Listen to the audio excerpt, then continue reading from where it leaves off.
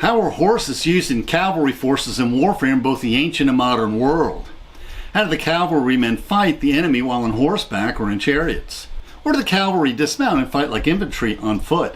How did changes in technology affect how horses were used in battle? And what were the unique challenges faced when caring for horses during wartime? And why were horses, not cars, seen as the major sources of pollution in big cities like New York City?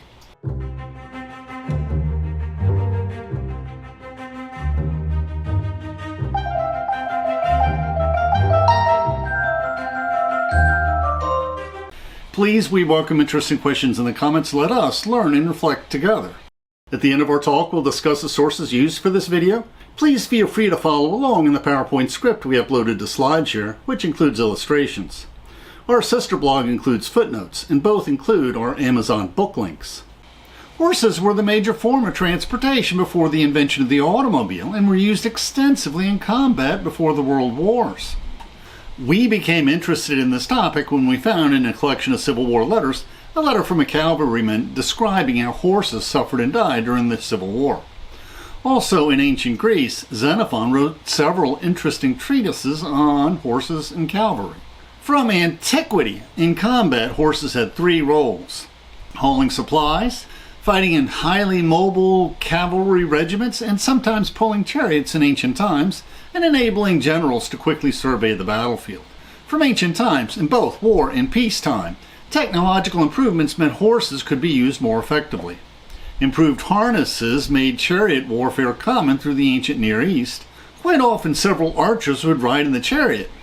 In the Old Testament, we read that King Ahab died in battle when an arrow struck him in his chariot. Likely he was standing next to an archer. The Greek and Trojan heroes rode chariots in the Iliad. Several professors have quipped that Homer must not have known their original purpose, since they were used as ancient taxicabs to carry the heroes to the front line. But this may have been accurate, as Julius Caesar, when he invaded Britain, described British charioteers throwing javelins and then leaving their chariots to fight as infantrymen. Achilles in the Iliad also used his chariot to drag the corpse of the vanquished Trojan prince Hector around the walls of Troy, as you can see in the painting here. How did the ancient cavalrymen fight? They would slash at the infantrymen with their swords, or they could throw javelins, or they could thrust spears, or most difficult at all, they could fire arrows while at a gallop. These skills could take years of training and practice to master.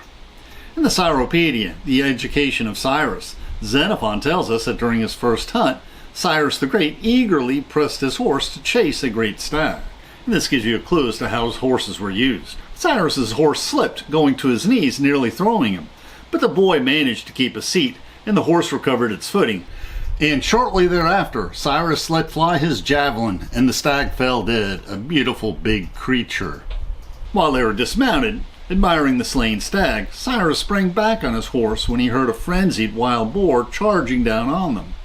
He charged to meet it, drawing his bow with the surest aim possible, striking the beast at the forehead, and laid him low. Cyrus would later display this brave coolness when under fire in battle. So Cyrus the Great, and possibly Cyrus the Younger, Xenophon's patron, as well as the Mongol and Turkic horsemen and the American Great Plains Indians, could manage to shoot a bow and arrow on horseback. Now, Xenophon was an excellent horseman. He wrote a treatise on the cavalry commander. He may have been too young to fight in the Peloponnesian Wars. He may have served in the Athenian cavalry, but we can infer from his account in his Anabasis, the expedition of Cyrus, that he had battlefield experience. Xenophon is fond of maxims. He teaches the moral lessons that we must be kind to our horses. And he writes, while the ranks are filling up, you must see that the horses get enough food to stand hard work, since horses unfit for their work can neither overtake nor escape. You must see that they are docile, because disobedient animals assist the enemy more than their own side. And horses that kick when mounted must be got rid of, for often such brutes often do more mischief than the enemy. How do you train the cavalry? Xenophon states that having made sure the horses are in good condition, the next business is to train the men. First they must learn to mount from the spring, since many before now have owed their lives to that. Second, they must practice riding over all sorts of ground, since any kind of country may become the area of war. Xenophon continues, as soon as they have acquired a firm seat, they should be able to throw the javelin when mounted and become efficient in all the details of horsemanship. Both horses and men must be armed, so that, while they are themselves thoroughly protected against wounds, they have the means of inflicting the greatest loss on the enemy. What are the duties of the cavalry commander? Most importantly, the commander must seek to make the men obedient. Otherwise, neither good horses, neither a firm seat, nor fine armor are of any use. Xenophon moralizes. First, the commander must sacrifice to propitiate the gods on behalf of the cavalry. Second, he must make the processions during the festivals worth seeing. Further, he must conduct all other obligatory displays at public festivals before the people with as much splendor as possible. During a march, the cavalry commander must always think ahead, so he must rest the horses' backs and relieve the men by walking, giving moderate spells of alternate riding and marching. And Xenophon closes with a moral lesson. Therefore there is none other who can give counsel but the gods. They know all things, and warn whomsoever they will in sacrifices, in omens, in voices, and in dreams. And we may suppose that they are more ready to counsel those who not only ask what they ought to do in the hour of need, but also serve the gods in the days of their prosperity with all their might. Xenophon followed this advice himself in his Anabasis, when he led the 10,000 Greek troops out of the house of Persia. But if the seers inspecting the entrails of slaughtered animals discovered bad omens, when Xenophon thought they should proceed, he demanded that they try again until a good omen was produced. And Xenophon also wrote a treatise on the art of horsemanship. Dr. Wikipedia informs us that many of his tips on purchasing, training, and care of horses are valuable to horse owners today. What role did horses play in ancient Greek cavalry and logistics? The modern historian Robin Waterfield has written an excellent account of Xenophon's Anabasis, and he includes several interesting observations on how horses were used in the ancient Greek and Persian armies. In ancient battles, often the cavalry forces rode around the battle flanking the enemy, sometimes attacking in the rear, seeking to cause panic among the enemy forces. Rarely would cavalry forces charge headlong into battle. Waterfield states that, in particular, the Greek arms, armor, and tactics outclassed anything they faced, even the famous Persian cavalry. No horse, however passionately urged on by its rider, will hurl itself into a solid Greek hoplite infantry phalanx, bristling with spears. In a tightly packed phalanx, the spears for the first three lines were long enough to project in front of the first line, if the soldiers had the necessary strength and skill. The most a horseman could do was ride up close enough to discharge a javelin, and even that was difficult to do effectively in the days before stirrups and saddles. Robin Waterfield also describes the logistics of ancient armies. During Xenophon's Anabasis, Cyrus's army was followed by thousands of carts, ranging from 2-wheelers to 6-wheelers, filled with supplies of all sorts. Packing and unpacking the wagon every day was a notoriously tedious aspect of a military campaign for those who lacked slaves to do the job. One well-stacked cart could be loaded with the arms, armor, and equipment and tents for 20 men, and Cyrus's men required 1,500 carts. Waterfield continues. Pack animals and slaves were used as well as ox carts for transport. Many soldiers also strapped a rucksack on their shoulders. Because of the amount of grain animals consume and the need to find campsite with sufficient fodder, individual human portage was actually a highly efficient way for ancient armies to transport at least a portion of their equipment. The animals were generally expected to live off the land. Fodder was not carried, and its availability was one of the main factors that decided a good spot for camping. Both ancient and modern armies on campaign had to choose. Should they carry the supplies the armies needed, or should the army set up camp midday so they could forage and or steal the provisions they needed? In Xenophon's account of the Anabasis, or the Persian expedition, when Cyrus the Younger attempted to usurp the Persian throne, when the Greek mercenary armies marched through the arid southern approach towards Babylon, they were supplied by provinces friendly to Cyrus. When Cyrus was slain in battle, the Greeks were compelled to trudge north to the Greek colonies on the coast of the Black Sea. On this journey, they lived off the land, foraging and requisitioning the supplies they needed, ensuring the safety of the inhabitants as they voluntarily hosted the Greek army. Modern armies prefer to transport their own supplies, but General Grant and Sherman in the Civil War revived the ancient practice of where their armies lived off the Confederate lands, particularly before Grant's siege of Vicksburg and during Sherman's march to the sea. This weakened the Southern economy, hastening the end of the Civil War. Horses are not only pack animals. Mules are better pack animals than horses or donkeys. A mule is usually bred from a jack or male donkey and a mare or female horse. Since donkeys and horses are differing species, with differing numbers of chromosomes, mules are usually sterile.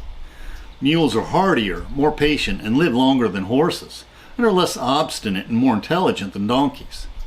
Oxen were also used as pack animals, and they were better at pulling wagons before improved horse harnesses were invented.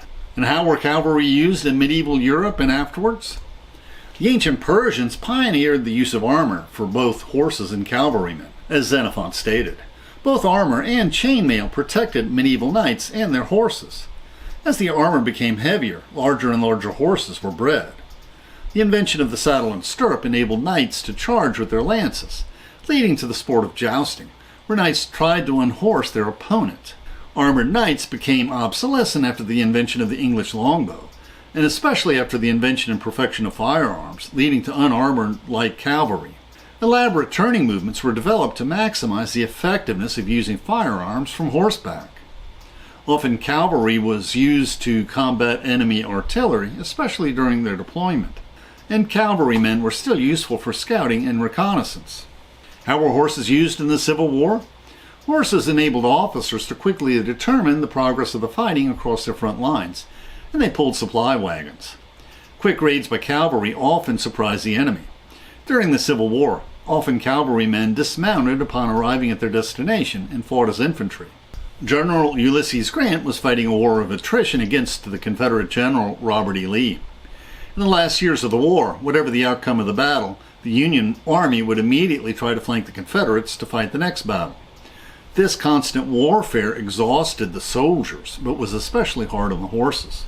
Captain Charles Adams of the Massachusetts Cavalry wrote home in 1863, describing how difficult it was to properly care for horses during the Civil War. Do you know how cavalry moves? It never goes out of a walk, and 4 miles an hour is very rapid marching, killing the horses, as we always describe it. You have no idea how the horses suffer. You are a slave to your horses, and you see diseases creeping up on you day by day, and your horse is breaking down under your very eyes. And he continues, I have but one rule. A horse must go on until he can't be spurred any further, and then the rider must get another horse as soon as he can seize on one. How heavy is the burden they carry?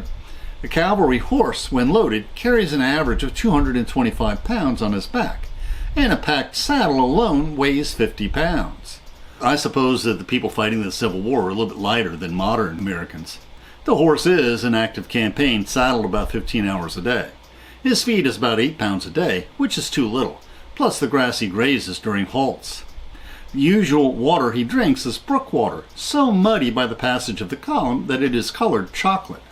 Our cavalryman states, imagine a horse with his withers, or shoulders, swollen to 3 times its natural size, and with a volcanic running sore pouring matter down each side, and you have a case with which each cavalry officer is daily called upon to deal with. And you can imagine a horse which still has to be ridden until he lies down in sheer suffering under the saddle. Every night the first task of a cavalryman was to unsaddle his horse, examine the sores on his back, and do what he can to comfort and care for his horse. Our cavalryman states that he had disabled 10 horses by the constant campaigning over 4 months. He reports, the air of Virginia is literally burdened today with the stench of dead horses, Federal and Confederate. You pass them on every road and find them in every field, while from their carrions you can follow the march of every army that moves. And during the Civil War, the Confederate officers supplied their own horses, which was also the predominant practice in both the ancient and medieval worlds.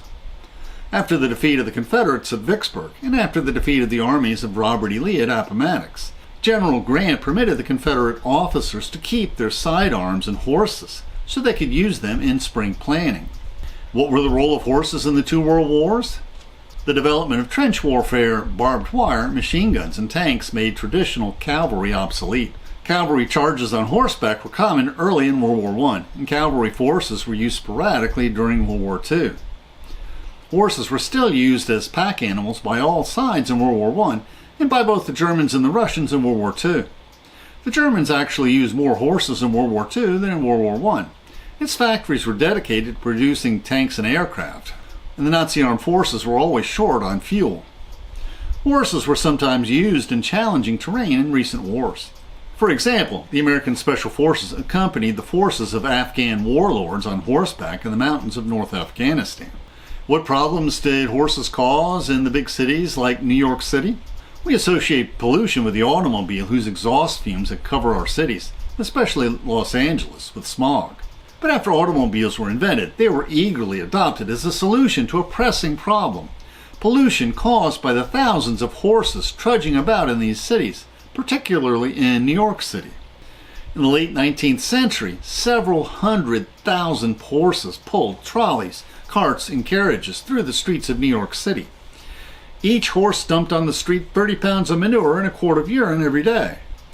Annually, New York City had to dispose of over 100,000 tons of manure, and the carcasses of the 15,000 horses that died on the streets of New York annually.